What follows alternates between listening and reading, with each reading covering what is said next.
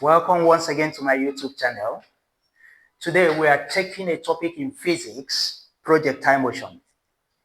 Please, if you have not subscribed, do well to subscribe. Turn on notification, like, share to others to learn as well. So, before we understand the projectile motion, I think we need to know what projectile is. Projectile can be defined as any object thrown into air which follows a parabolic path and is a subject to acceleration due to gravity. Now let's take example of a projectile. A football kicked into air. When a football is kicked into air, it follows a parabolic path before it gets to the landing point. In such case, football is a projectile. Think about a stone fired with a catapult. That stone will follow a parabolic path. Hence, the stone in that case is said to be a projectile. Is it a javelin used in sports? When it is thrown into air, it follows a parabolic path. In such case, javelin is said to be a projectile.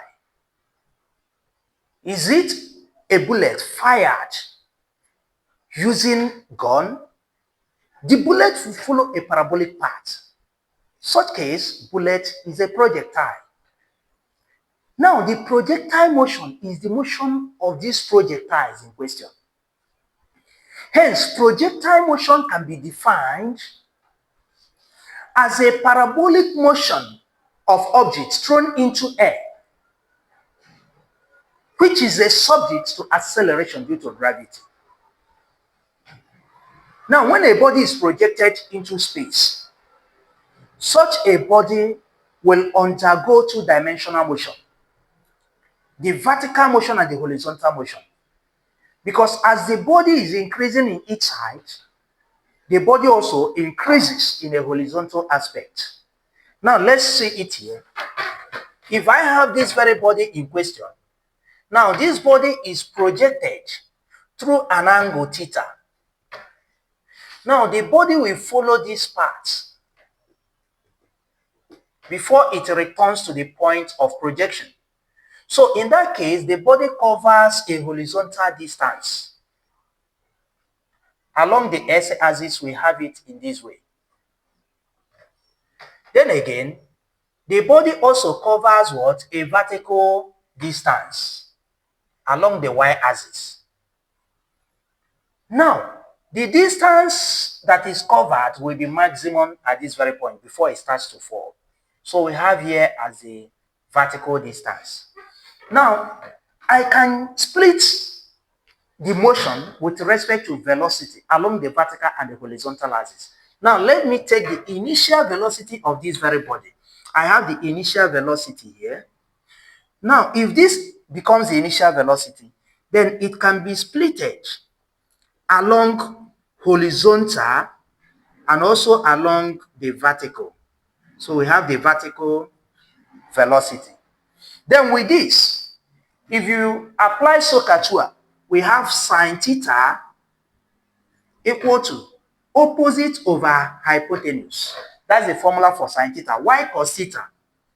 Y cos theta is equal to what? Adjacent over what? Over hypotenuse. Now, with respect to this, let's get into this very triangle. We have sine theta, which is equal to opposite of this very angle, is uy. So we have uy. All over. Hypotenuse of this angle is u. So we have u. So if you cross multiply, you are getting u vertical equal to u sine theta. So this gives the what? The vertical component of initial velocity.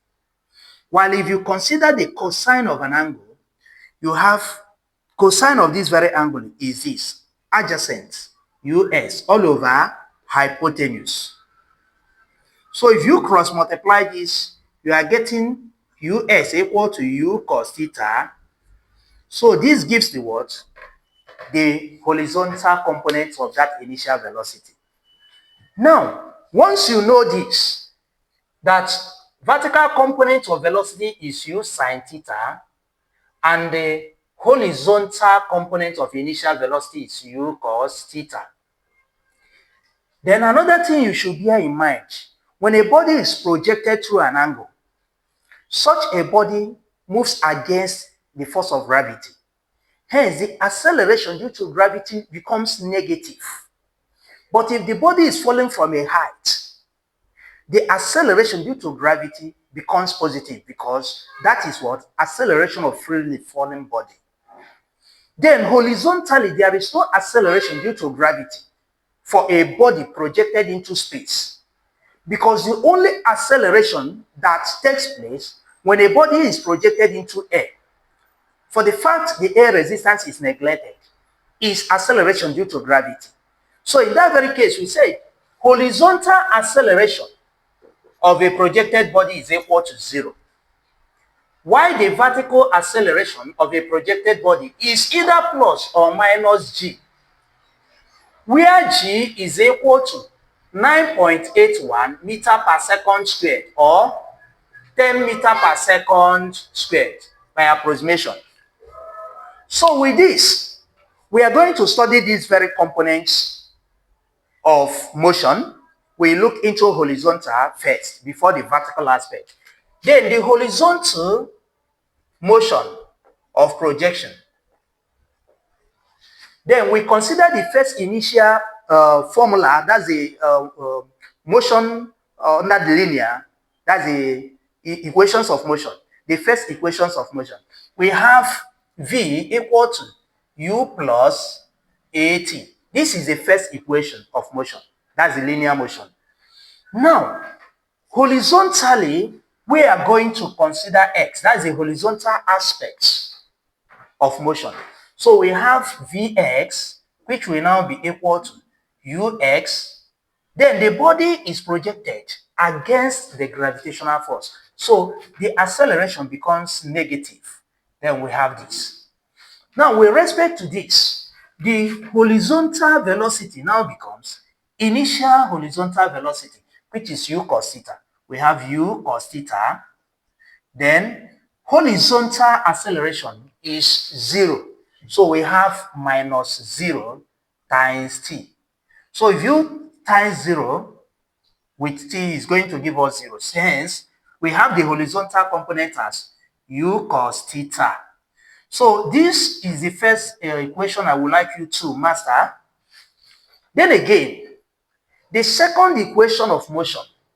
The second equation of motion, we have S equal to ut plus half at squared. Now, this is the second equation of motion. Now, horizontally, we have horizontal distance equal to horizontal initial velocity times time. Then the body is moving against gravitational force. We have half a horizontal t squared. Now, the horizontal distance now becomes u horizontal times t minus half, then horizontal acceleration is 0 times t squared. Now, if 0 multiply all this, we are getting 0. So we have this left. So we have horizontal distance uxt. And you remember, ux, which is horizontal initial velocity, is u cos theta. So we have horizontal distance equal to u cos theta, then times t. So this is another what? Formula we need to look into. So we have this as the horizontal component of velocity, while we have this formula as the horizontal component of distance. That's the horizontal component. Then vertically,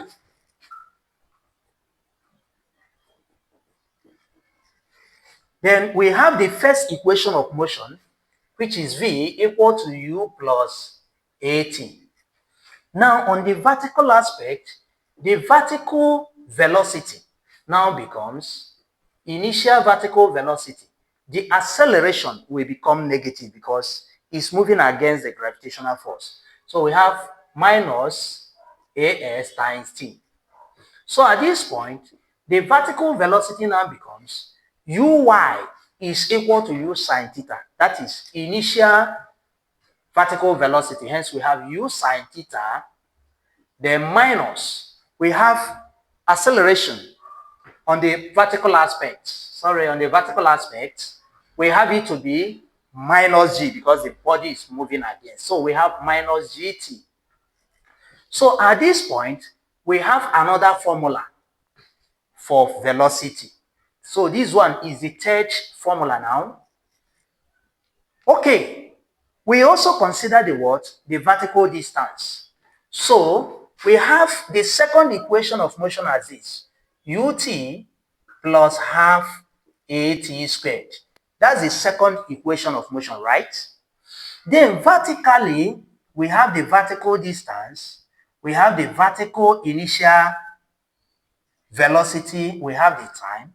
Then because the body is projected against the gravity, we have half gt squared. So at this point, we have ay. For you to know how we got this is ay, right? That's why we have chi, okay? So we have this equal to uy now becomes u sine theta times t minus half gt squared. So this gives what?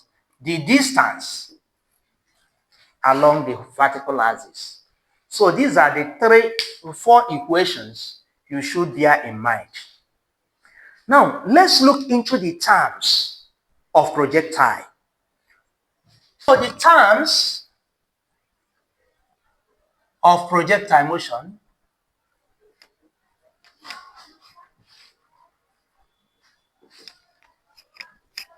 now we are going to look into these areas. One, we look into time taken to reach the maximum height.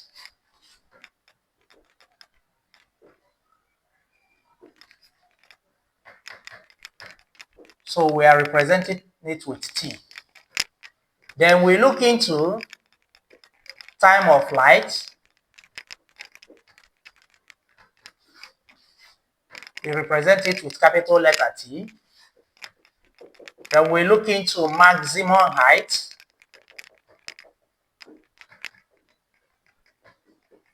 Represent it with capital H. Then we look into range.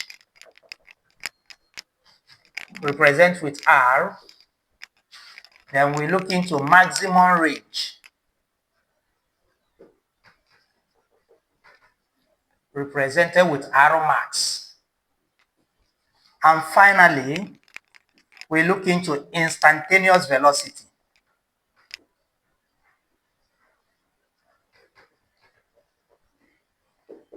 We have it as V.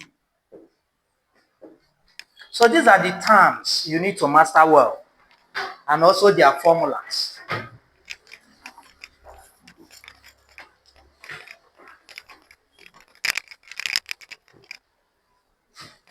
So at this very point, we take the time taken to reach the maximum.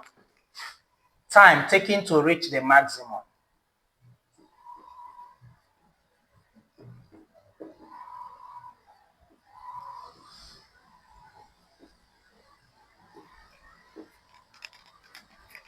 Then you remember I told you that when a body is projected, on reaching the maximum point, the final velocity becomes 0. When it gets to that highest point, vertically velocity is 0 at that very point. So in that case, the vertical velocity, which we have as ut, u minus gt, from the very first equation I derived, the vertical velocity, you have it like this.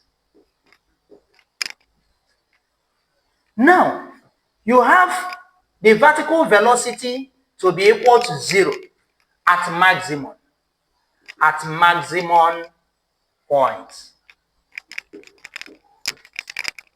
So if you have this vertical velocity to be 0, then if you substitute it here, you are going to have what? 0 equal to u vertical minus gt.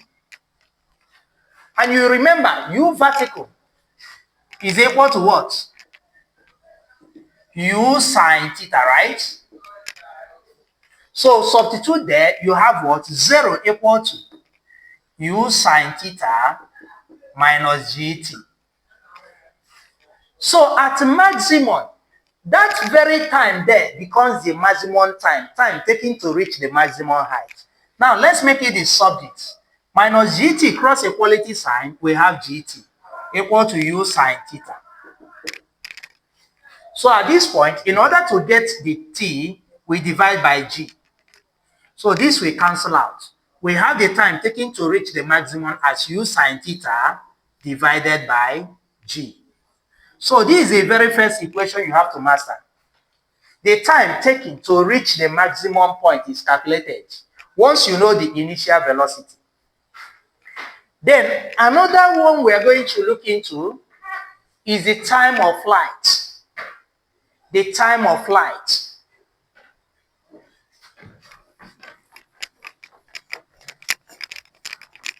Now, what's this time of flight? The time of flight can be defined as the time taken by a projectile to return to the same plane of projection. Look at this. When a body is projected from this horizontal level, then it hits to this same horizontal level. The time spent in air, that's the total time the body covered during the motion. That is the time of flight. So the time it took the body throughout the very journey, that is the time of flight. A body is projected from this very level. It returns to that same level. Time of flight is calculated. Now, when a body returns to that same level of projection, vertically there is no distance anymore. So the vertical distance becomes 0. When the body falls from that very height, there will be no height again.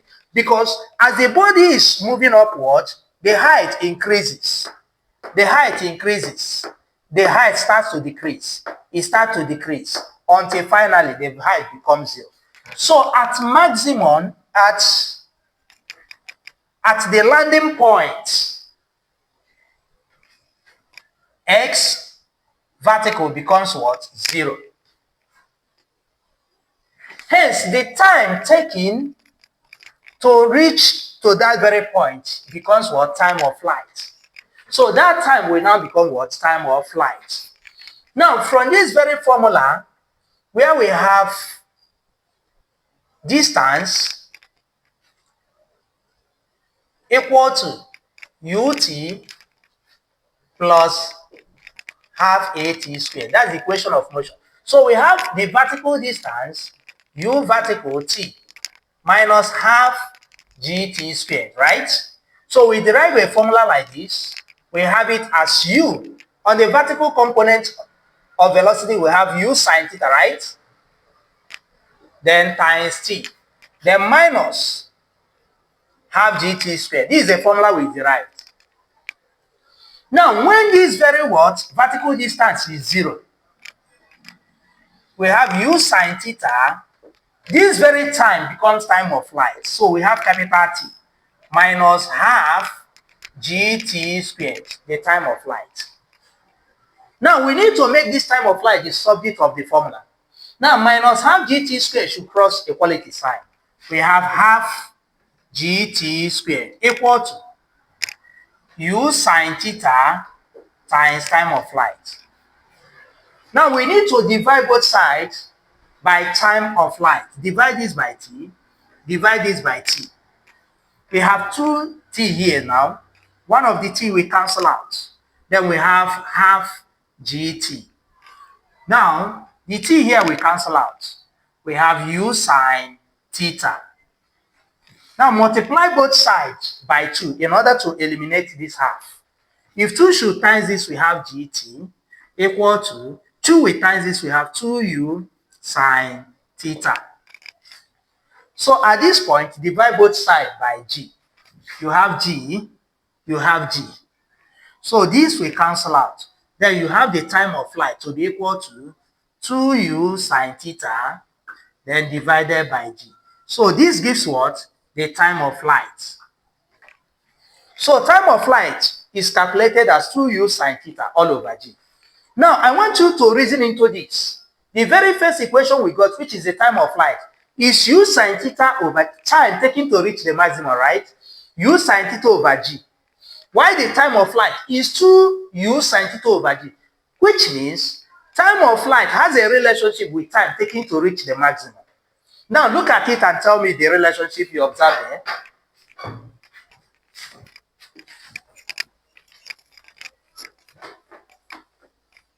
So, looking at it, you will observe that if you times this by 2, you are getting time of light. Look at time of light is this 2u sine theta all over g, right?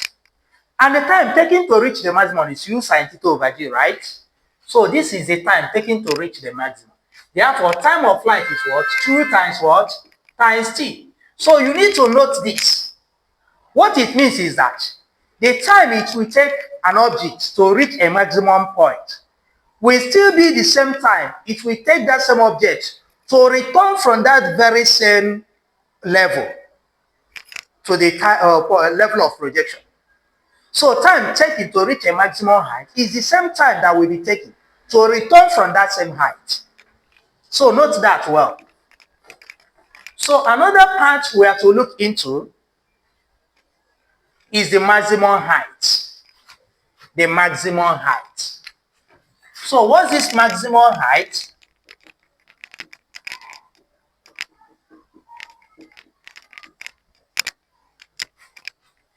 Now, the maximum height can be defined as the total vertical height or the highest vertical height attained by the projectile. Look at. We have series of heights covered by projectile, series of vertical height. But the one that is highest is this very one.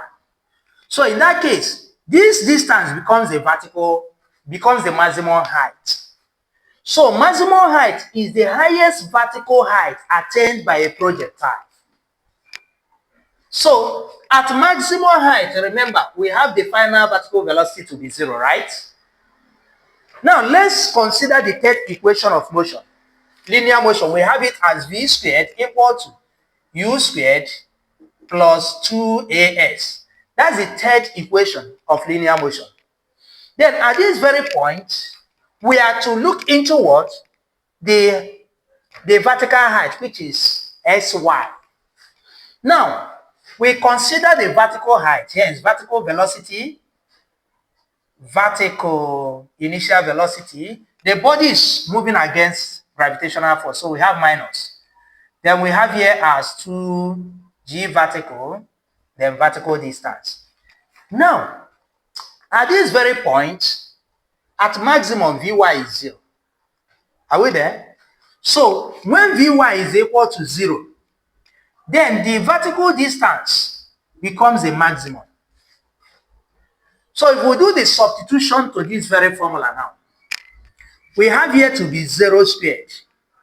Initial velocity is u sine theta. Remember, you square it. So, times squared, right?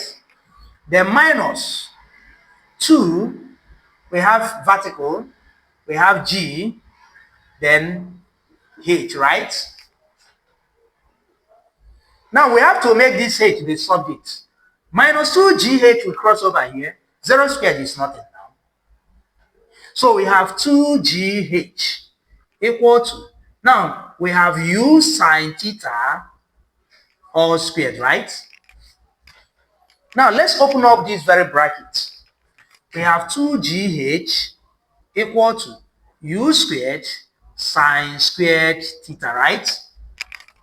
So in order to get the maximum height, you divide both sides by what? By 2g, right? Divide both sides by 2g. So 2g will cancel 2g. So what's the maximum height now? The maximum height becomes what? U squared sine squared theta all over 2g. So this is a formula for maximum height. So if you are asked to find maximum height, at least you use the formula, you get your answer. Then another one we are looking into is the range.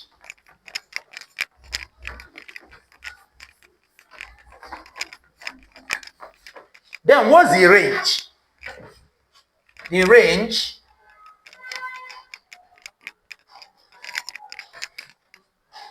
now, range can be defined as the total horizontal distance covered by the projectile. It is the highest horizontal distance from the point of projection to the landing point. That is the horizontal distance. From the point of projection, horizontally you get to this very point. So this x becomes what? The range. So in that case, the range, we have the vertical, the highest horizontal distance, right? The highest horizontal distance.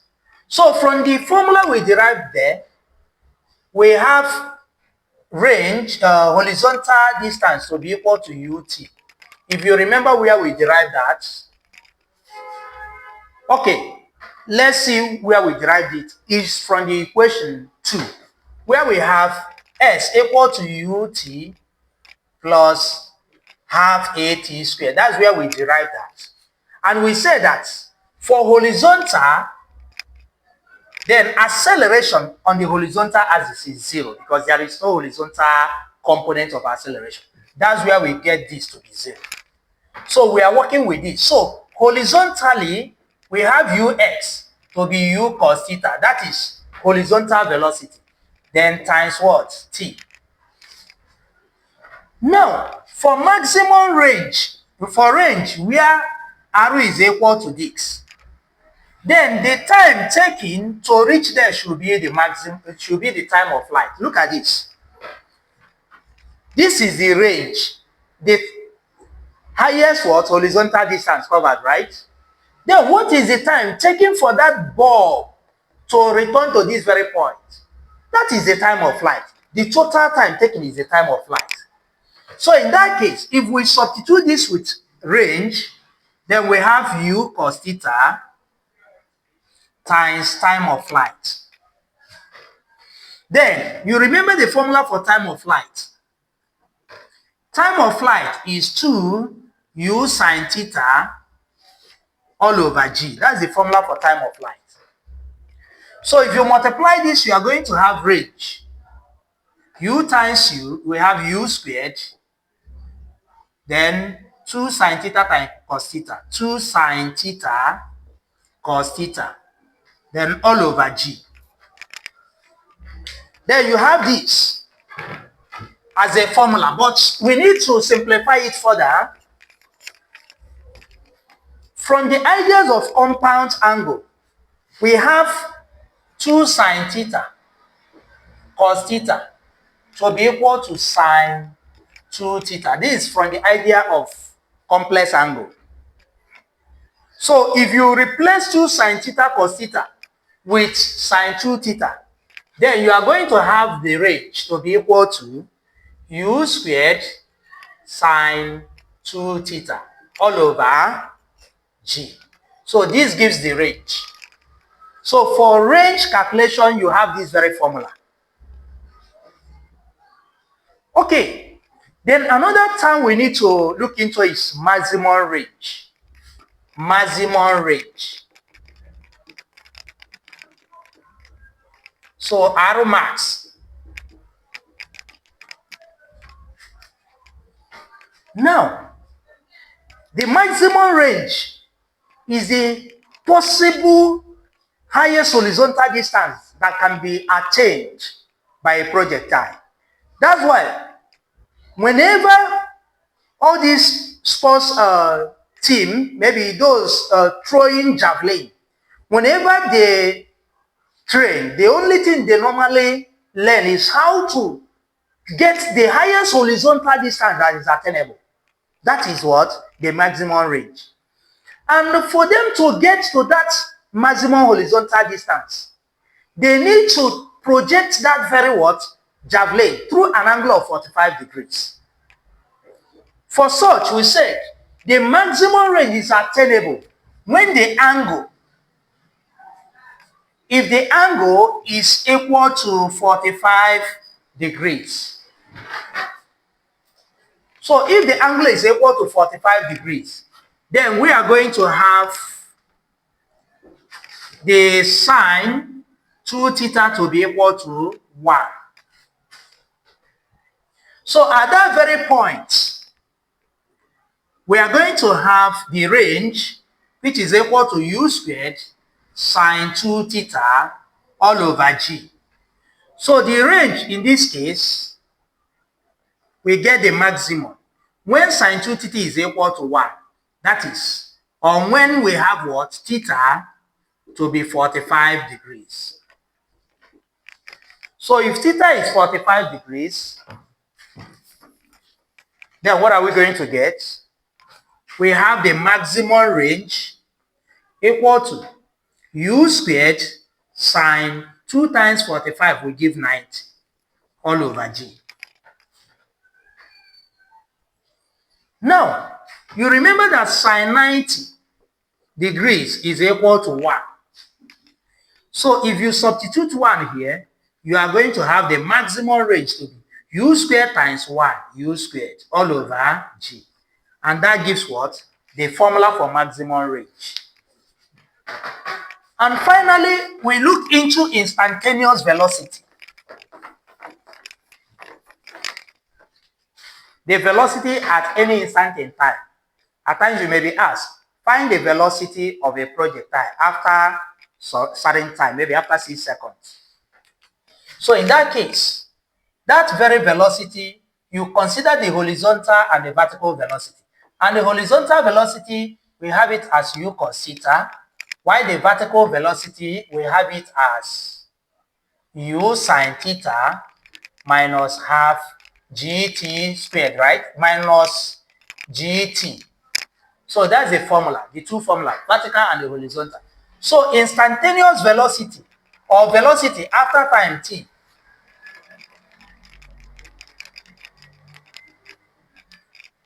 So we can get this instantaneous velocity taking the roots of horizontal and the vertical velocity. That's Pythagoras theory. So if you have this very one, which is horizontal, you have u cos theta. You square it, right? Then vertically, you have u sine theta minus gt. You square it. If you simplify it, it gives you the what? The instantaneous velocity. Hence, you can get the angle of projection, considering what?